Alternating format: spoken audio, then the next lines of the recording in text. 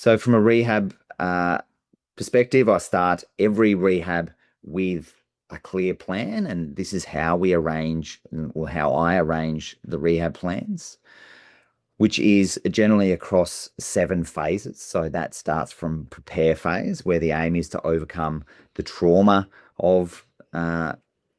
injury and then prepare for surgery to make sure that we're ready to go. In my case, there was it was about a month between the incident and the surgery, and I felt pretty good within a couple of weeks because I never lost full range of motion. The acute settled down, so I was able to get back in the gym and get going. But we'll touch on that a little bit more in a moment.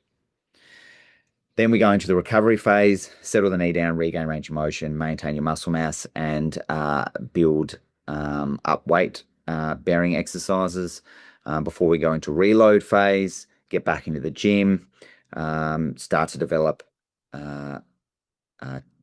technical proficiency in the really key movements, and also prepare to run. I was hoping then to be able to pass the return to run goals at around that kind of 3.5 month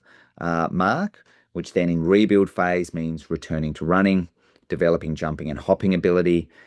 developing strength, and then continuing to improve my conditioning. Once we build up the running, then we progress, once we hit the next set of goals, into what we call retrain phase, which is where we start to really increase the intensity of the hopping and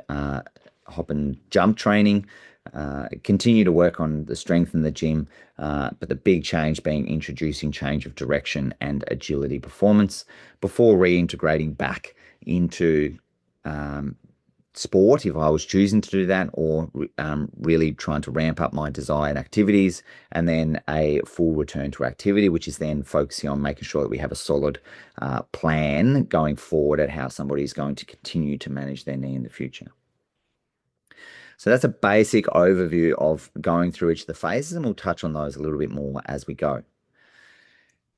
Across each phase, I then break down the phases into